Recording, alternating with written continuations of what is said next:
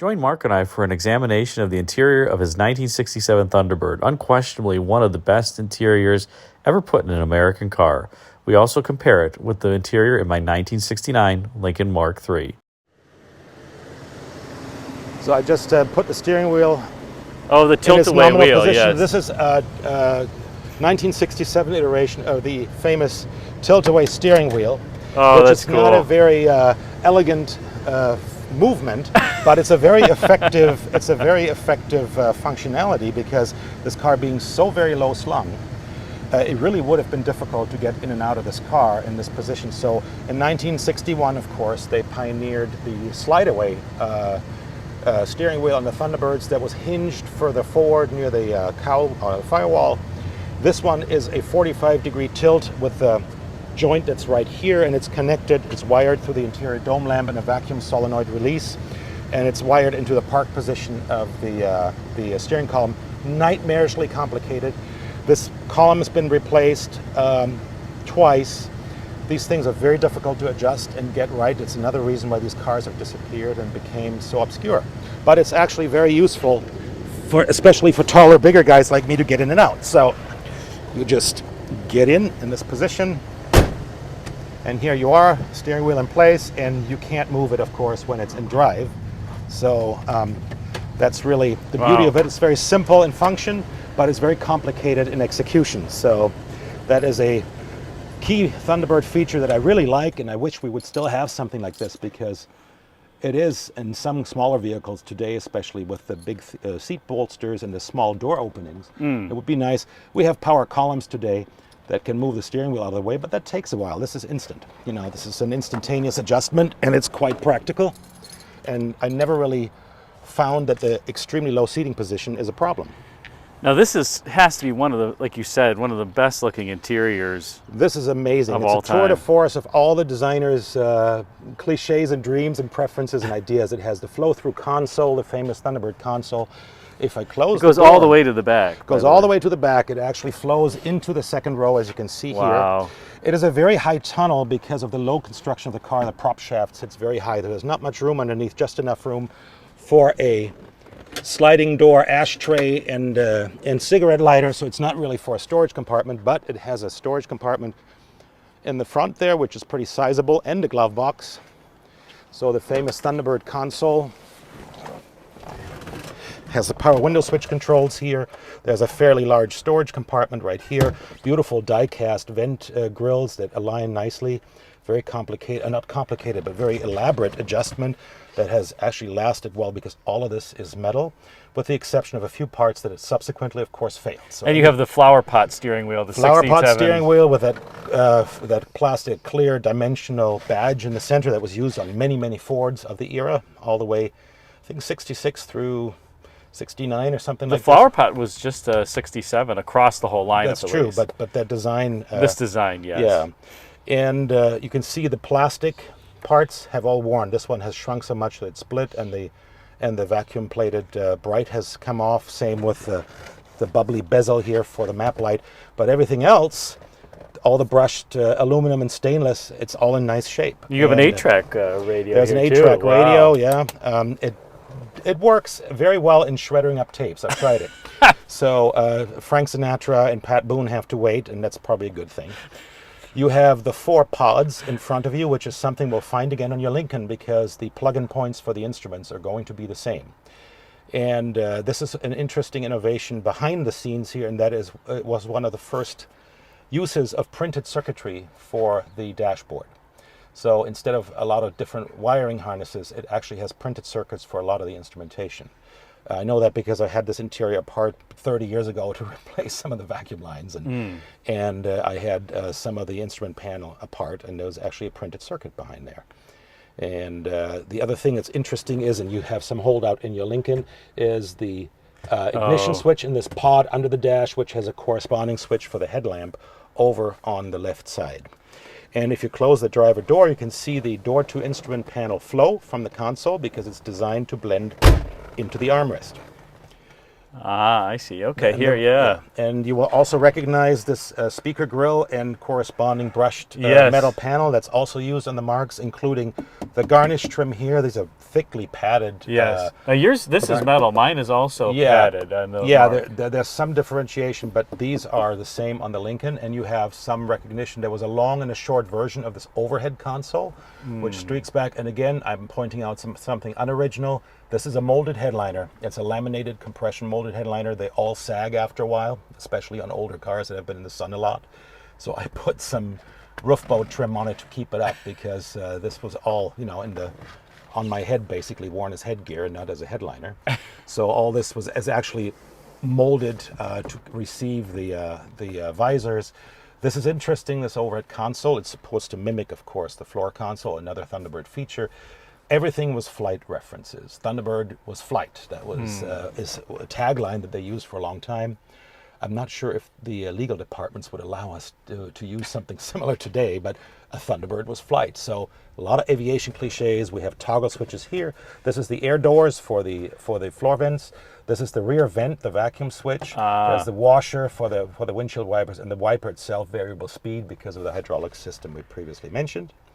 Again, beautiful badging, all either die cast and polished or brushed metal.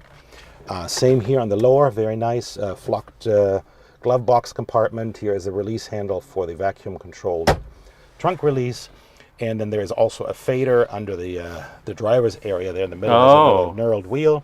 So controls everywhere that are emulating what the layman thinks is the look of an aircraft cabin. Now, what's funny is you have 4 warning lights here, but they're different warning lights than what are on my Mark III. Yes, there's different consoles too. There's a short and a long one, depending. Some of these were optional. There's an optional console. There's iterations of this console. These were not standard in all of them. And this one has a 5-second timer delay belt light, door ajar, a low fuel warning, and a hazard flasher, and they all work. Because this is right in your line of sight, for the low fuel. No, yes. What's interesting, mine is this is a trunk light, I think. And the door is first, then the belt, then there's a headlight light. So that when you open the headlights, if the doors don't open all the way. Yeah, and there's no flasher light on mine. So they reused it with different wiring behind the scenes. Interesting, yeah. On the T-Bird, it was part of the whole flight theme, of course, so they carried it over into the Lincoln, even though that one didn't really have a flight theme. This interior is amazing in its flow. If you look at the rear, it has the famous cove, so the seating is like a booth in a restaurant, which flows around the sides. Very elegant. It's something you see again on a lot of concept cars, and I know a lot of car companies are trying to figure out a way to reintroduce some elements like that into modern vehicles. It's very difficult, but on this car, because it's a 2-door, very easy. Beautiful layering of the material, so you have the implied metal panel behind the seat cushion, and you have all the elements flowing through. So whatever happens in the front door trim is picked up by the rear door trim, and it wraps around and flows around. So continuous motif, and a designer's dream, so to speak, because we love doing these things that intersect door openings and walk over topography and terrain that's actually impossible to join, but you visually join it together by the elements. And this car does it beautifully. It's actually quite comfortable back there. You've got a nice pull-out armrest. Got the Thunderbird logo again in the seats here. They're in the front seats as well. Front seats, very thin shell. We can take a look at that in a minute, how elegant the seats look. Yeah. They don't recline, even though a recliner was available. But in this car, they don't recline, so you can make it a very, very elegantly continuous shape for the shell that the bolsters sit in. Very, very nice and elegant look. What was the last year for this wraparound theme in the inside? I think it was 71, and the 68 was different in that it had the new instrument panel that was a safety crash pad. It was much thicker in section. It lost a lot of the metal accents, and it was safety engineered. And 68 was also the first year where the front in the 2-door was also optionally a bench, so it lost its standard flow-through console. Still available optionally, but Thunderbird de-emphasized the 4-seater close-coupled sporty design in favor of pure, kind of more mundane luxury, and it became more and more like a heavily trimmed Galaxy, really. Now, what's funny is your gear shift lever is longer than it is in my Mark III. It's a different one, yeah. It's a totally different column than in your Mark III, I think. And, I think you're right. Yeah, that's true. Yeah, and it's also very close to the dashboard, which is interesting. It's so close. It is. Mine is much, probably because of the mechanism. Probably they redesigned it probably because this is not very well placed. There's a lot of stuff here because of this mechanism, as you said, that pushes things to the extreme, and they're a little questionable ergonomically. So today this would probably never fly from a clearance point of view. But in those days, that was the best they could do with this mechanism they designed for the tilt-away column. That's probably why it's longer, because they have a longer reach to get to it, too. Yeah. Interesting. Yeah. I love the door handle, too. Yeah, that little bubble, that little ball on the door handle, people always wonder what that is. It's the door release. And yeah, but it's very nicely done. It's very functional. It's well placed. It works great. The door is an interesting mixture of traditional cliches and very modern-looking stuff. The handle is a bit on the traditional side, but it works really well, and the quality of these materials is so good. I mean, this car is 1967, so it's 56 years old, and my goodness, it has 200,000+ miles, and the handle is still intact. On how many cars do you see that? And there's also a bunch of other things in this car that show you. You notice that the tilt-away didn't work because it's exhausted. There's so many leaks in the system, the vacuum is exhausted. So let's take a look at the Mark III and compare a little bit on the interior.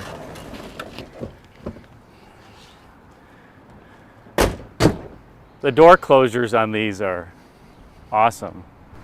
But to your point, you see the 4 gauge pods. yes, as well here. So this has the same basic architectural elements on the instrument panel. Again, we're meeting some old acquaintances like the garnish trim here.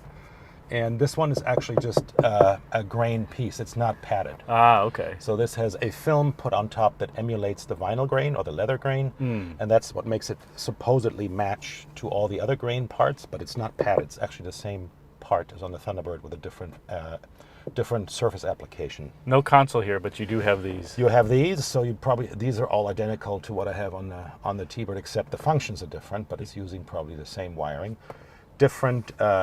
Different molded piece here to receive the visors, but the same basic idea. Interesting that later on Mercedes-Benz started picking up. Ford was one of the first companies to spend the money on soft molded parts to create safer surfaces on the interior in case of collisions. And if you compare this to the GM cars, you notice that they're much more thickly padded. And Ford was very active in promoting occupant safety in those days. They were one of the first OEMs to have extensive high-speed cameras for extreme slow-motion analyses of crash scenarios, even as early as the early 1950s. And this is one of the outcomes at the time when safety was, after Ralph Nader's book Unsafe at Any Speed became foremost on the consumers' minds and the politicians too. And Ford did this a few years before Mercedes-Benz got into the game and did it on the S-classes of the 1970s. It is similar gauge, the same vents, I think, right? Same vents. This is basically, again, the architecture of the car is identical, so you'll find the plug-in points for a lot of the instrumentation the same. Totally different gauge cluster design, different parts, but the plug-in points the same. There's my vent. You have a different control for the vents that's different on the Thunderbird, but there's occasional acquaintances here where they're just reusing the parts. And a very short gear shift compared to yours. Very short and placed differently. But overall, it's a masterfully disguised same or similar car. Now, what I enjoy about this one, I don't know if the Thunderbird has it, but you obviously can open the vent with the windows closed, but there's this little valve down here that says air control that you can slide and it opens a little door. So you actually get air in through that. I have the vents controlled, those are Bowden cable controlled flaps in the front plenum. And they pump in outside air, which we are familiar with in most classic cars. Fisher Body had a lot of those on the GM cars with a little knob you pull out. Yes. And there's a different iteration of that on the Thunderbird. And because you have a sliding control, you have a volume control. So the position of the Bowden cable can be varied just by the position of the toggle on the dashboard. To your point on the door panel, you see the same brushed accent the same piece. brushed. Actually, it's actually a different piece. Oh. It's just got the same speaker position, but it's actually modified to match your armrest. These are actually good radios. They're 5-speaker radios. 2 in the doors, 2 in the back, 1 in the center up there. Yes. Is this your speed control over there? That is my speed control, Very yes. different from what it was in the Thunderbird, because when you ordered the cruise control in the Thunderbird, you had steering wheel controls, which was one of the earliest iterations of steering wheel controls in the Thunderbird. You're probably going to find a picture of that and insert it into the video, because it's a completely different steering wheel. Awesome. And the same door hinges and all the vacuum lines Yeah. going into the door here. There's a big You have conduit. you would have the vacuum lines going to the center console Yes, with the yes. power door lock actuator. Wow. Well, good. And here, of course, you have in the back of this car, you don't have the wraparound design. You just have a flat seat back cushion, and you have a totally different motif. But again, there's some similarities in some of the hardware. Again, the package shelf has the extractor vent for the flow-through ventilation, but it's not the same design theme at all. It's a very different design theme.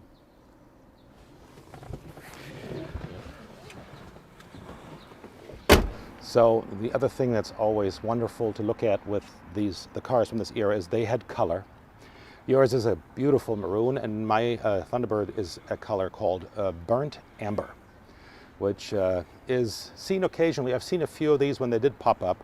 There's quite a few that have survived in this color, probably because it is a beautiful color. It's one of the more intriguing color choices available in 1967. But since I'm a color aficionado, this doesn't look quite right to my eye. You've done something to this. Yes, well, you know that. You didn't figure this out because I told you. When I had the car repainted many, many years ago, 30 years ago, the car was faded.